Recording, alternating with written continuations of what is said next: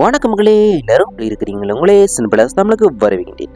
இன்றைக்கு நம்ம ரிவ்யூ பண்ண போகிற பாடம் வந்து விக்னேஷ் கார்த்திக் இயக்கத்தில் வெளியான ஹாட்ஸ்பாட் டூ மச் 2024 ஒரு பெரிய விவாதத்தை கிளப்பின ஹாட்ஸ்பாட் படத்தோட செகண்ட் பார்ட் தான் இது. இந்த படத்தில் அஸ்வின் பவானி ஸ்ரீ, ஆதித்யா பாஸ்கர், ராசியன், பிரியா பவானி சங்கர், சஞ்சனா திவாரி, தம்பிராமையா, MS பாஸ்கரன் ஒரு பெரிய நட்சத்திர பட்டாளமே நடிச்சிருக்கிறாங்க. சரி, படத்தோட கதை என்ன பார்க்க போனால் முதல் பார்க்கும் மாதிரியே ஒரு தயாரிப்பாளர்கிட்ட இயக்குனர் கதை சொல்றதுல இருந்து இந்த படம் ஆரம்பிக்குது. இந்த முறை பிரியா பவானி சங்கர் ஒரு இயக்குனராக வந்து கதை சொல்றாங்க. படம் மொத்தம் 4 ஒவ்வொரு கதைகளை கொண்டுள்ளது. முதல் கதை வந்து 2 முன்னணி ஹீரோக்களோட தீவிர ரசிகர்கள் பற்றின கதை.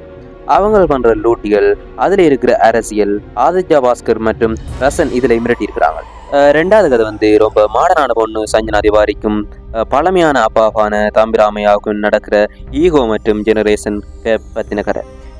மூன்றாவது கதை வந்து 2050 இருக்கிற பவானி ஸ்ரீக்கும் இப்போ இருக்கிற அஸ்வினுக்கு நடுவில் நடக்கிற ஒரு விசித்திரமான காதல் கதை.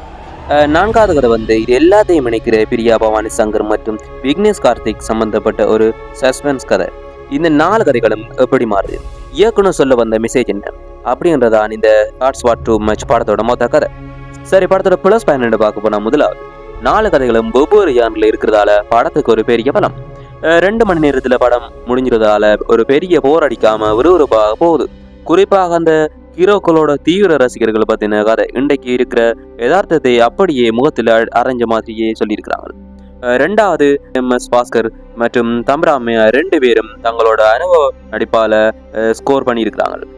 அப்பாக்களோட மனக்குறு முறுதலை தம்பிராமையா ரொம்ப யதார்த்தமாக காட்டியிருக்கிறாரு. ஆதித்யா பாஸ்கர் மற்றும் ரசன் நடிப்பில் நல்ல எனர்ஜி தெரியுது. மூன்றாவது ஜெகதீஷ் மற்றும் ஜோசப் பாலாவோட கேமரா ஒர்க் ஒவ்வொரு கதைக்கும் ஒவ்வொரு விதமாக லைட்டிங் கொடுத்து வித்தியாசப்படுத்தி இருக்கிறாங்க. படம் பார்க்குறவங்களுக்கு ரொம்ப கலர்ஃபுல்லா மாடர்னா இருக்கு. சரி, படத்துல -12 பார்க்க போனா முதலாவது ஹாட்ஸ்பாட் அப்படின்றதால சில சர்ச்சையான விஷயங்களை சொல்ல முயற்சி பண்ணியிருக்காங்க. ஆனா முதல் பாகத்துல இருந்த அந்த எனர்ஜியும் புதுமையும் இதுல கொஞ்சம் மிஸ் ஆகுற மாதிரி ஒரு ஃபீல் கொடுக்குது. ரெண்டாவது சில இடங்கள்ல பெண்களோட கேரக்டரை கொஞ்சம் ஓவரா டேமேஜ் பண்ற மாதிரி சீன்கள் இருக்கு. அதே சமயம் அஸ்வின் கதையோட கிளைமேக்ஸ் ட்விஸ்ட் சிலருக்கு பிடிக்காம பலருக்கு என்னது இது அப்படின்றத யோசிக்க வைக்கலாம். சரி, இந்த ஹாட்ஸ்பாட் டூ மச் படத்தை பார்க்கலாமா வேண்டாமா? நீங்க ஒரு எக்ஸ்பிரிமெண்ட் மூவி லவராக இருந்தா கண்டிப்பா இதை பார்க்கலாம். ஆனா குடும்பத்தோட உட்காந்து பார்க்கறது கொஞ்சம் கஷ்டம்தான். யூத்களுக்கு இந்த படம் பிடிக்கிறது நிறைய வாய்ப்பு இருக்கு. சரி, நம்ம சினிபில தமிழ் சேனல் ரேட்டிங் வந்து 5 ஸ்டாருக்கு 2 ஸ்டார். சரி, நீங்க இந்த படத்தை பார்த்துருந்தீங்களா, உங்களுக்கு எந்த கதை ரொம்ப பிடிச்சிருக்குதுன்னு கமெண்ட்ல சொல்லுங்க. நான் சின்ன ரிவ்யூ பார்த்து உங்களோட கருத்தை என்னன்னு மறக்காம கமெண்ட்ல சொல்லுங்க. இந்த வீடியோ பிடிச்சிருந்தா லைக் பண்ணுங்க, உங்க ஃப்ரெண்ட்ஸுக்கும் ஷேர் பண்ணுங்க. இன்னும் நம்ம சேனலை சப்ஸ்கிரைப் பண்ணலண்டா உடனே சப்ஸ்கிரைப் பண்ணி அந்த பெல் ஐக்கனை தட்டி விடுங்க. அடுத்த வீடியோல இன்னொரு சுவாரஸ்யமான ரிவ்யூவோட உங்களை சந்திக்கிறேன். நன்றி மக்களே.